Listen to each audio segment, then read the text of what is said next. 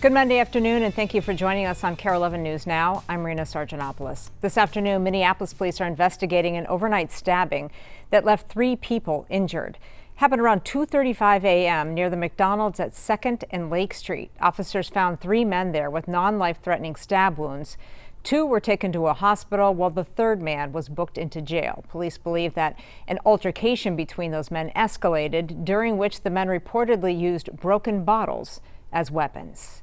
Now, this comes about 24 hours after 2 early morning stabbings on Sunday. Both happened near nightclubs, one in the North Loop, where a man was stabbed following a fight. No arrests have been made in that case. The other incident happened along 2nd Street North. 2 women were charged after police say a bouncer was stabbed. Right now, we are waiting for more charges after this planned rally outside of Minneapolis City Hall ended with nearly a dozen arrests on Saturday. The rally was held by far-right extremist Jake Lang. He and 6 people who showed up to support him were arrested for probable cause riot. This is a look at Lang's new mugshot here. And this rally that Lang claims was in support of a Rochester woman who was convicted earlier this year of screaming racial slurs at an 8-year-old. Counter-protesters arrived pretty quickly, and the 2 sides got physical at times. Minneapolis Mayor Jacob Frey said more charges may be coming for Lang, who is being held without bail right now in the Hennepin County Jail. Hate speech is not unconstitutional. In other words, you can use hate speech even if we all find it to be abhorrent. However, there are exceptions to that general rule. Incitement of violence, clear threats, harassment, hate crimes, these can all be potential constitutional violations. In a post on X, someone using Jake Lang's account accused the counter-protesters of attacking him before even getting the chance to speak. In addition to Lang and his 6 supporters, police say 4 other arrests were made for charges including rioting and assault. Right now, a man charged with burglary and a Minneapolis art heist making his first court appearance. Ricardo Bassat is accused of stealing around $80,000 worth of art from Hushcha Studio back in June. Security cameras captured several people pushing a loaded cart from that gallery. At the time, 18 paintings and 60 prints were stolen. A search warrant reveals police recovered some of those paintings inside a storage unit Bassat was renting in St. Paul. He was summoned to court for today, but is currently not in custody. We do have new information from police in Hopkins about a car fire near Blake Road North. This is video from the scene around 5 o'clock last night. Police say a utility pole fell on a car which burst into flames. The driver inside died. The crash did cause a small power outage for a short time. Hopkins PD and fire are investigating. Right now, tens of thousands of people in Reno, Nevada are under evacuation orders as a fast-moving wildfire gets closer to that city. The flames have destroyed at least 15,000 acres, and authorities say there is 0% containment. NBC's Steve Peterson reports from Reno, Nevada.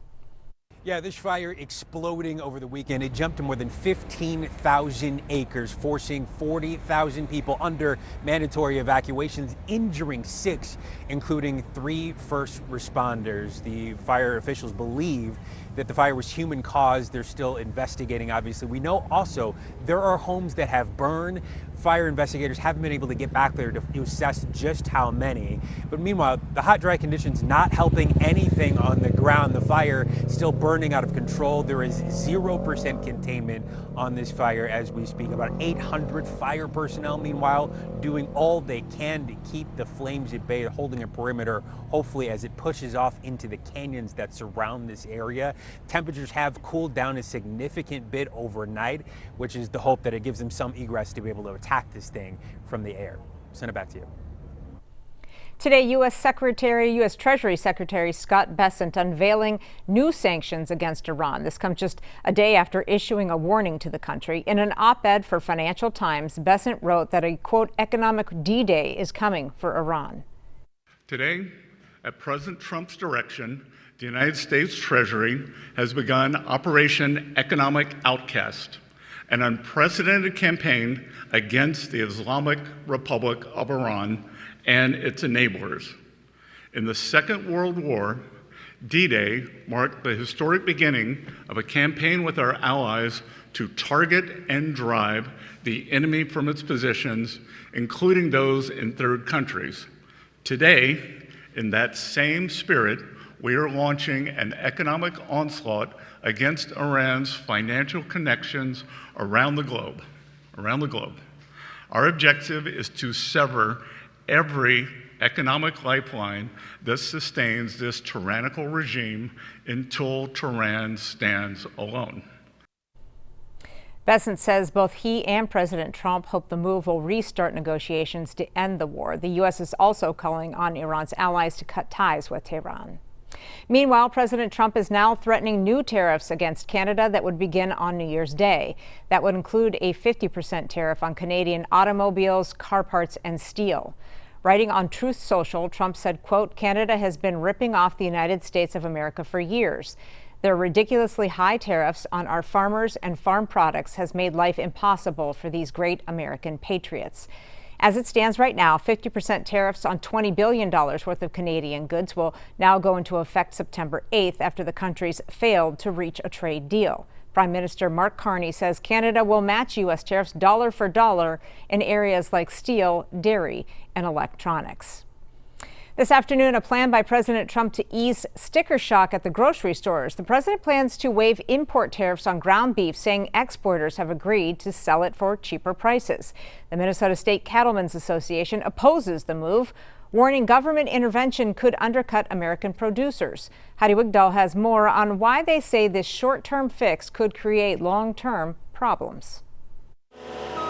At Schiefelbein Farms in Kimball, it's going to be a busy few months. Beef is everything to us. Don Schiefelbein says what we're looking at is an expansion.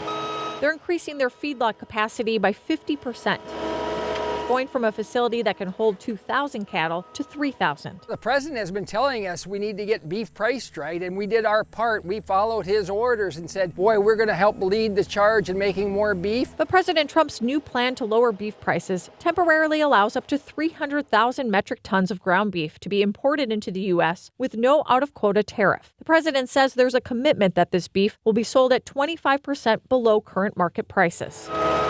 And it's just a big shot in the gut, right? Here we are doing exactly what we're supposed to. Then you have the government who really should not be involved in our business at all. Imagine any other business where the president comes out and single-handedly says, you need to make 25% less starting immediately. While beef prices remain at record highs, Don says what they've been doing has been working. If you look at the beef cattle market since June, cattle prices have gone down $400 per head. Those that are actually raising them are getting between 12%, give or take, less than what they were in June. This year, data from the U.S. Department of Agriculture reveals the U.S. cattle herd had shrunk to its smallest size since the 1950s.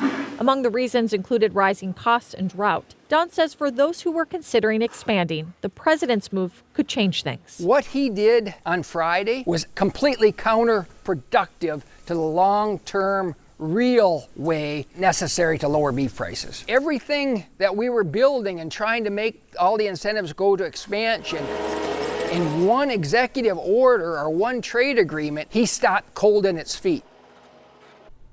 The National Cattlemen's Beef Association says this does nothing to create market confidence or encourage rebuilding the herd. There's still a lot of questions, one of them being which countries the beef would be coming from. New today, California's Attorney General calling off the meeting with Paramount representatives. That's according to the New York Times. It comes amid legal battles as the company seeks to acquire Warner Brothers Discovery. The Times now reporting that California's AG is accusing Paramount of leaking information from their earlier meeting on Friday, stating that the company is not acting in good faith. A dozen states are suing to stop this merger, arguing the takeover will violate antitrust laws. Meanwhile, Paramount argues the deal is pro-competitive and accuses critics of acting based on politics. The price to buy Warner Brothers will go up after October 1st.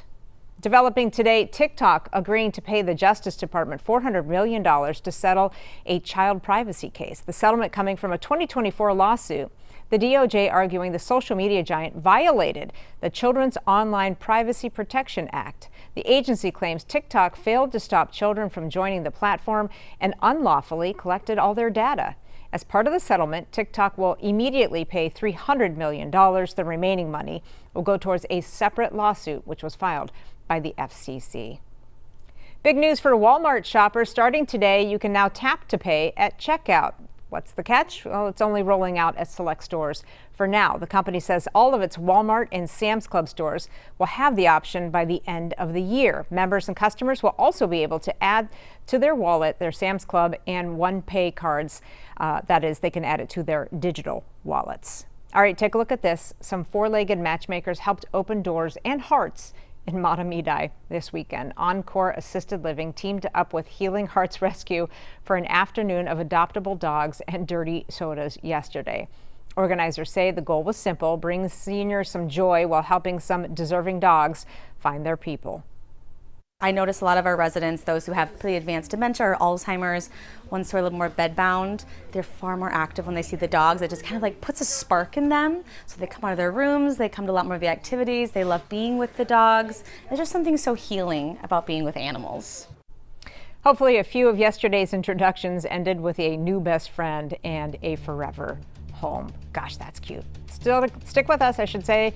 More news and weather coming up after the break.